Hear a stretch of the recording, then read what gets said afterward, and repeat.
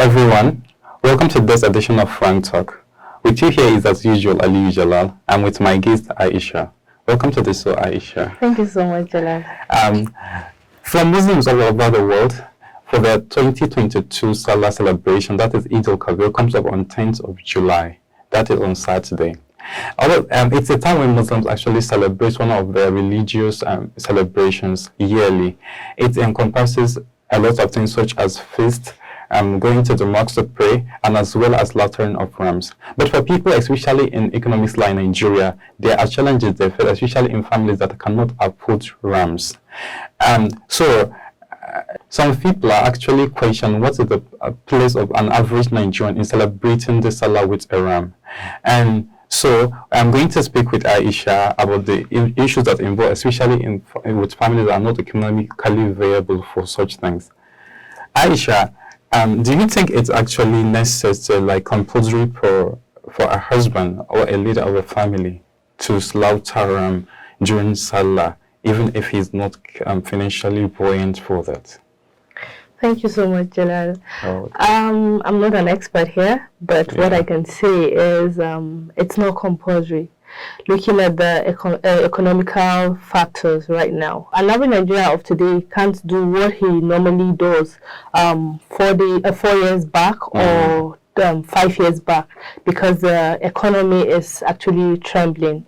So because just check out, rams now are crazily high, and I'm not blaming the ram sellers, it's just the economy. So you can imagine a ram that you get for 25,000 to 30,000 in like years back. Now you get it for 60 to 70,000. So if just imagine an average Nigerian having to buy a ram of 70,000 naira, and not really looking at the food aspect, like what they are going to eat apart from the meat you get. So I think it's not really compulsory, and I feel leaders or wives should understand, like, a lot of things have changed this time. Like, it's really, really very hard for an average Nigerian to even clothe his children or his family doing Salah celebrations. It's also very, very, very, very hard for him to even buy food stuff for them to eat. Just imagine, you know, Salah is a celebration. It's not just for his family or for that day you get. So he's not cooking, like, she's not cooking for just herself or just her family. So she's cooking for maybe neighbors and other things. So it's really, really difficult this time. So for me, I feel spouses should understand, should be considerate with one another, and know that this is not a time to aim high. This is a time to manage whatever you have. Like, if he doesn't have a ram, manage it. Alhamdulillah, that's where he is right now. And in the future, maybe when things get better and when Nigeria is cool, right? I don't want to say get back to normal because we're still normal. But when things get better, at least he'll be able to provide for them. So they should just manage what they have this time, and with that, things will go smoothly. I think that's a nice perspective, but I will also think about, and when I was growing up, I think there's this kind of excitement that we feel whenever we see rams in our house, because you know how children are, and maybe you see your neighbors having rams, you can hear them, you can hear the rams noise and all of that, and then you feel that your house, your father don't have that. Like, don't you think, like, for this reason, it's worth the sacrifice even to make your children happy?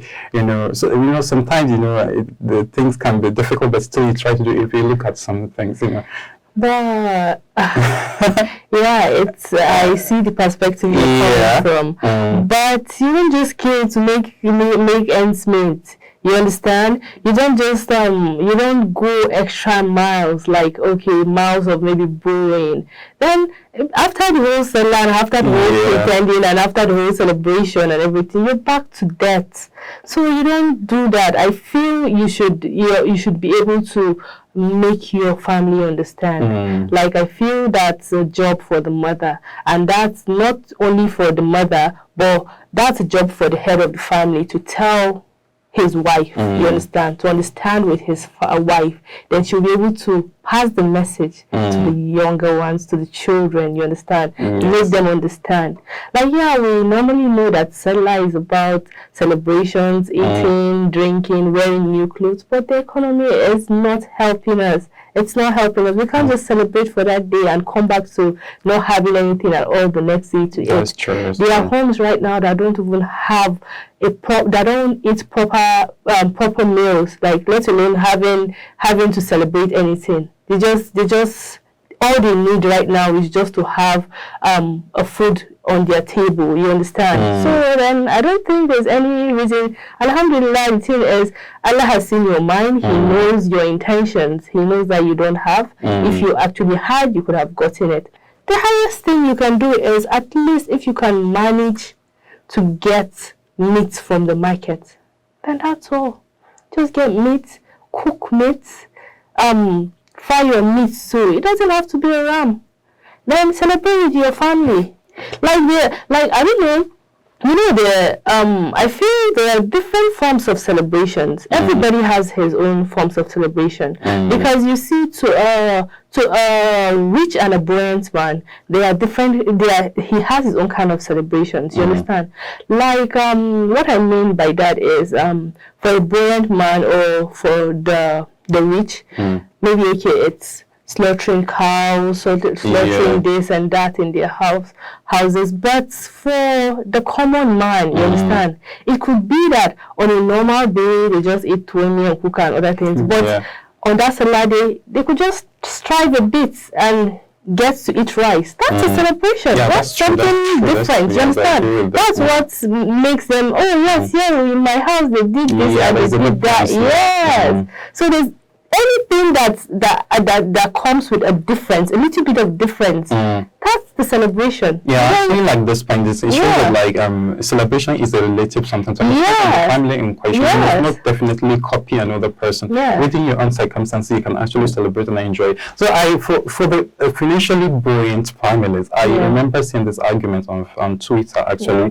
where some women are saying, why should a woman and her daughters be left with all the shows in the house in Salah, because there are so many, some people will be making chin-chins, the samosa and the rest of the rams preparation and everything. And why should the husband not actually hire house helps to do that? And sometimes I feel that is that necessary, because this is Salah Sabbath, something you do for 1-2 days, and that's what do you say about that? I'm not going to take that personal, but the thing is, this is very, very important. And this is a very, very important question. And this is a very, very important point that family should understand. This is Sallah. Sallah is not meant for you. If you are buoyant, you are capable. You don't need to suffer your family. There's no need for that. You hire caterers. They come to work with the supervision of your family members. Like, do the work, supervise them. At least it eases the stress. Not leaving a woman, you being the man, it doesn't make you less of a man to get help for your family. You get?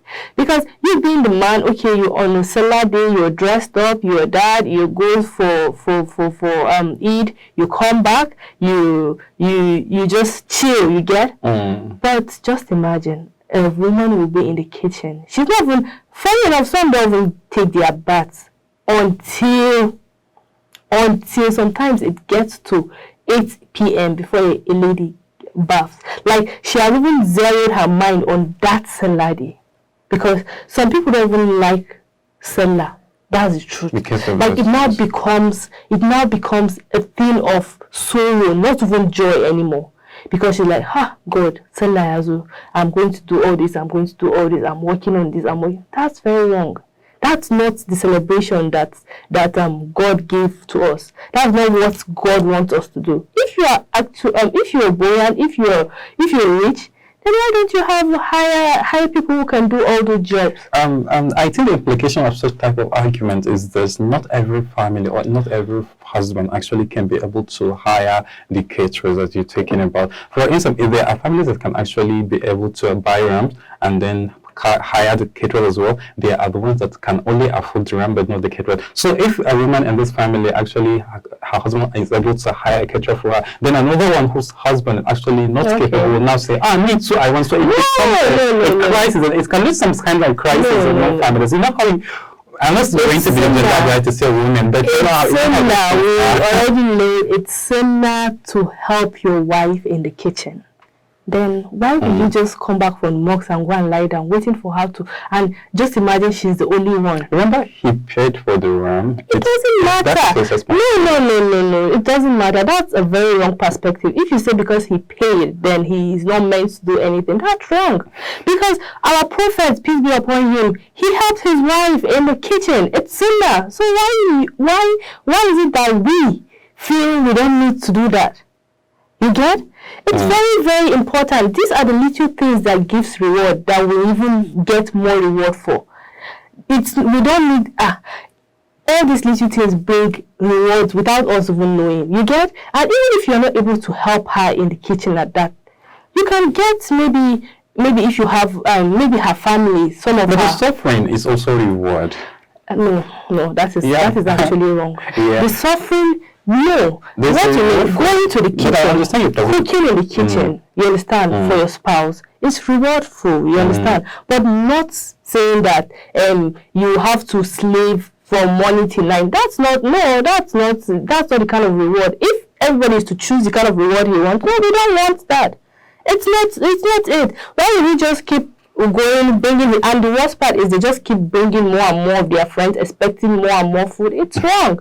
Why is it that, okay, fine, get me help. If you can't get me help, okay, maybe bring your sister from your house or something, or me, let me bring my own sister, at least to help me at that particular event or what is called celebration. Then afterwards they can all go back. You understand? That's helpful. And I've seen families that the man, after slaughtering the ram, he comes to the kitchen. The boys of like my family, my own family, what they do is the men in my family, they help me cook. Yes, they come to the kitchen, they cut the meat with me, they fry the meat with me. We are all there instead gisting, even if they are not putting more effort in what they do, but at least they are them being there and keeping you company. It's something. Yeah, it's something. So that's the way we should raise our children, not the other way around. Those are very interesting perspectives from Aisha, and I hope families will actually endeavor to look into them and be fair and just to their wives and also the wives to their husbands, so that we can have a fruitful and joyous celebration during this Sallah. With this, we have come to the end of this show. Stay with us next week, same time. Thank you.